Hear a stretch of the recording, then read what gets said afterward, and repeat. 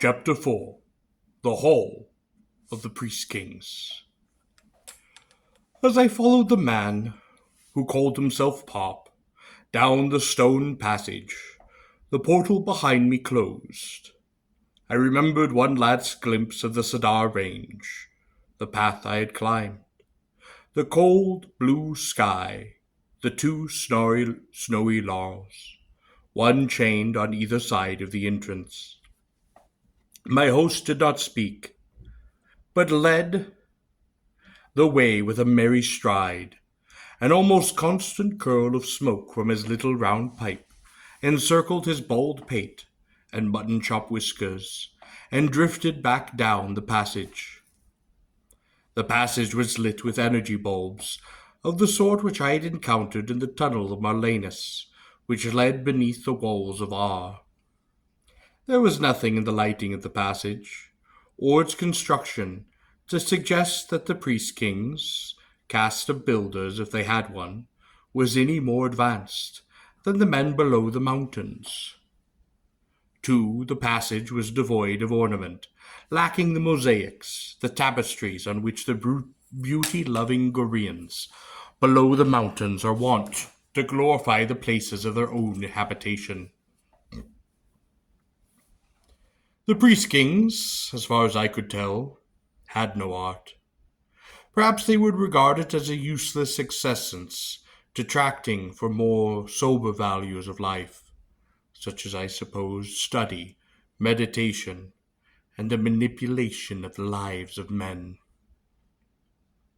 I noted that the passage to which I trod was well worn.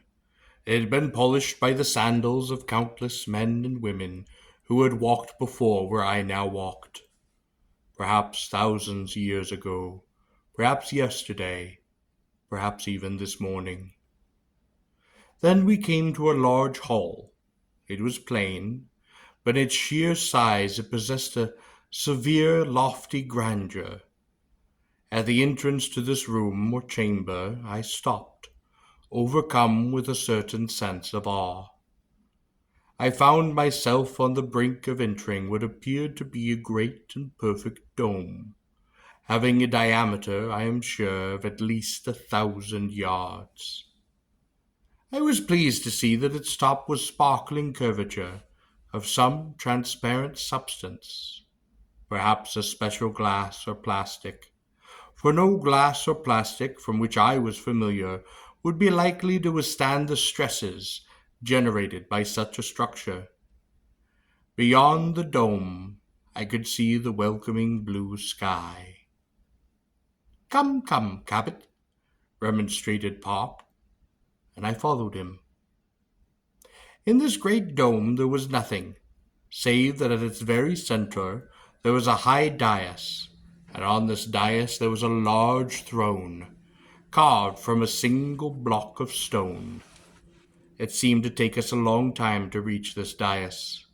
Our footsteps echoed hollowly across the great stone floor.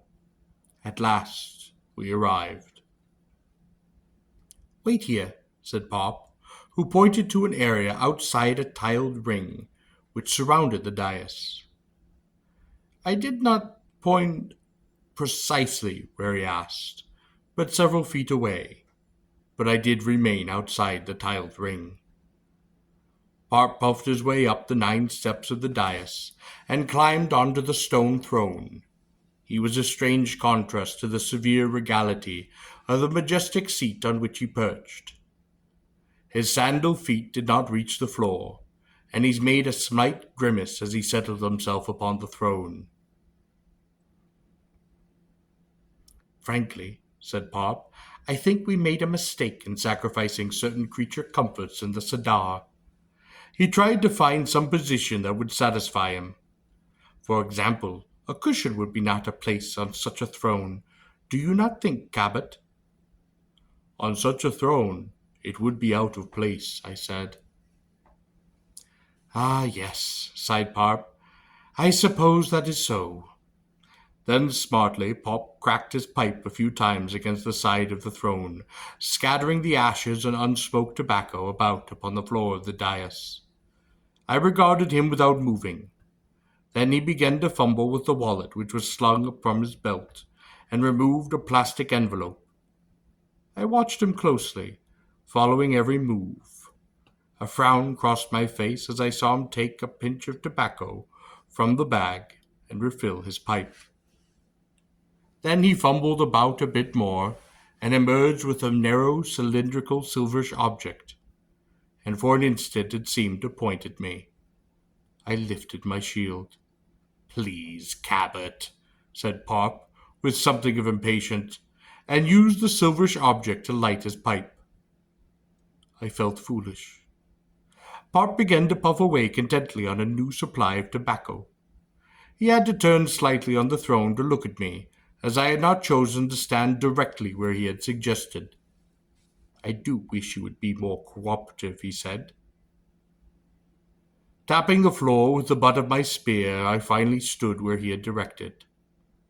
Pop chuckled and puffed away. I did not speak, and he smoked a pipe.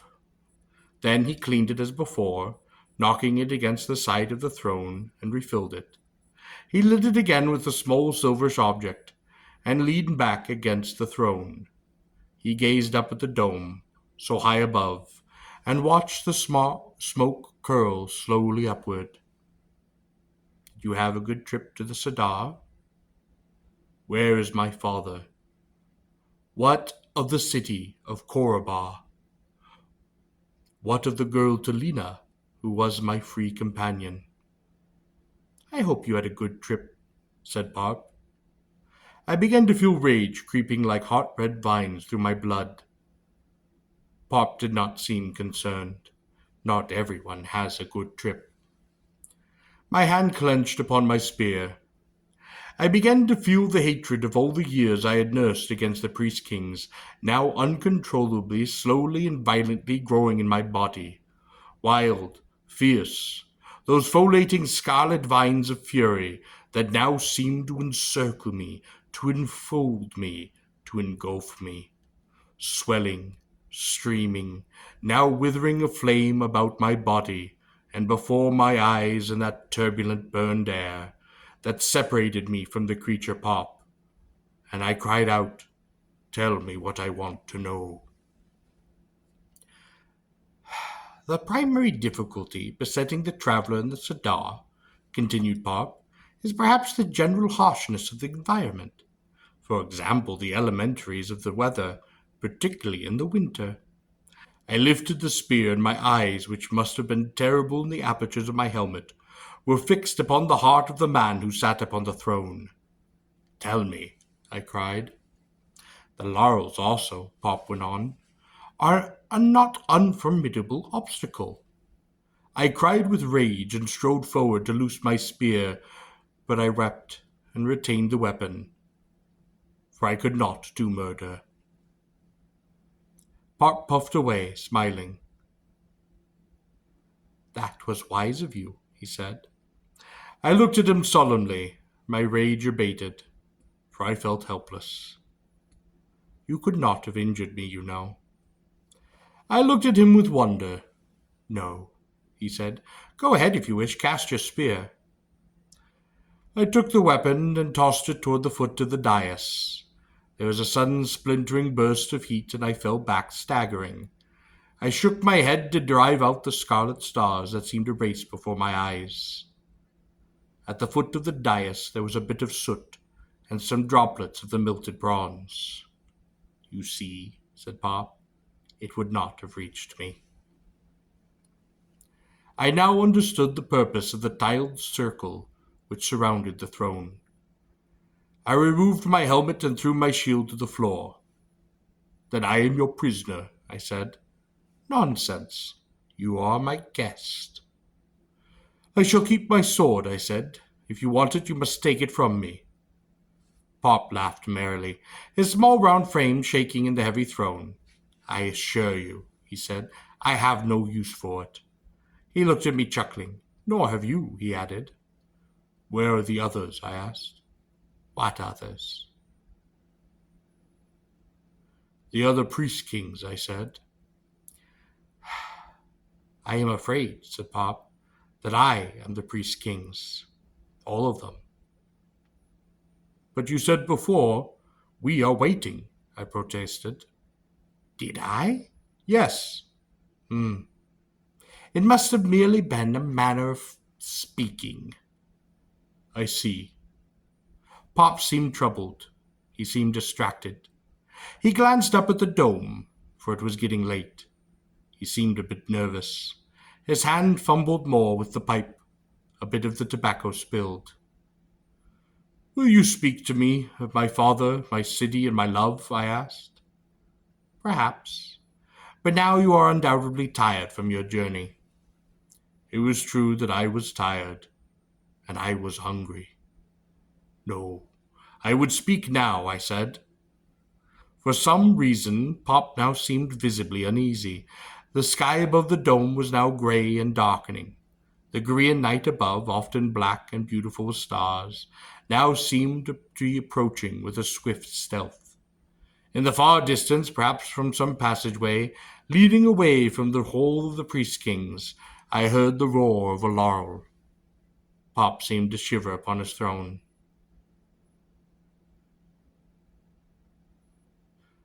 Is a priest king afraid of a laurel?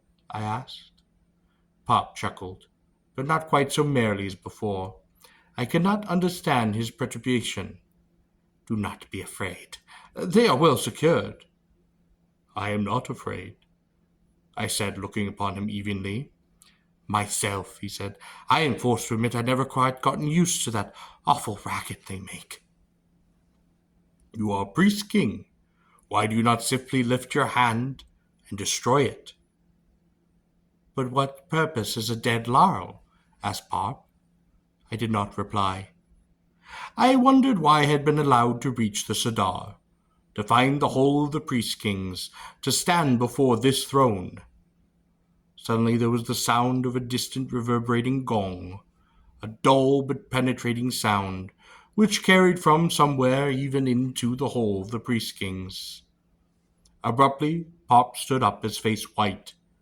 This interview is over.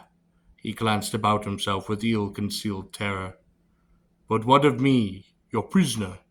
My guest, insisted Pop irritably, nearly dropping his pipe in his hands. He pounded it once sharply against the throne and thrust it back into the wallet he wore upon his side. Your guest, I said.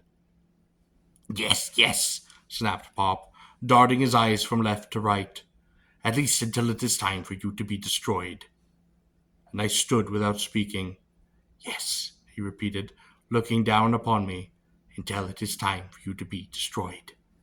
Then it seemed in the impending darkness in the hall of the priest kings, as he looked down upon me, that the pupils of his eyes for an instant glowed briefly, fiercely, like two tiny fiery disks of molten copper. I knew then that I had not been mistaken before. His eyes were unlike mine. They were unlike those of a human being. I knew then that Pop, whatever he might be, was not a man. Then again came the sound of the great unseen gong, that distant sound, dull and penetrating, reverberating even in the vastness of the great hall in which we stood. With a cry of terror, Pop cast one last wild glance about the hall of the priest kings, and stumbled behind the great throne. Wait, I cried, but he had gone. Wary of the tiled circle, I traced its perimeter. I stood behind the throne, and there was no sign of Pop. I walked the full ambit of the circle until I stood once more before the throne. I picked up my helmet and I tossed it toward the dais. It clattered noisily against the first step. I followed it across the tiled circle, which seemed harmless now that Pop had left. Once more the lithe distance and unseen gong rang out, and once more the whole of the priest kings seemed filled with its ominous vibrations. It was the third stroke. I wondered why Pop had seemed to fear the coming of night and the sound of the gong. I examined the throne and found no trace of a door behind it, but I knew that one must exist. Pop was, I was sure, though I had not touched him, as palpable as you or I. He could not simply have vanished. It was now night outside, and although the dome I could see the 3 moons of Gor and the bright stars above them. They were quite beautiful. Then, seized by an impulse, I sat myself down upon the great throne in the hall of the priest kings. I drew my sword and placed it across my knees. I recalled Pop's words, "Until it is time for you to be destroyed." For some reason I laughed. My laugh was the laugh of a warrior of Gor, full and mighty and unafraid, and its roar in the dark and lonely hall of the priest kings.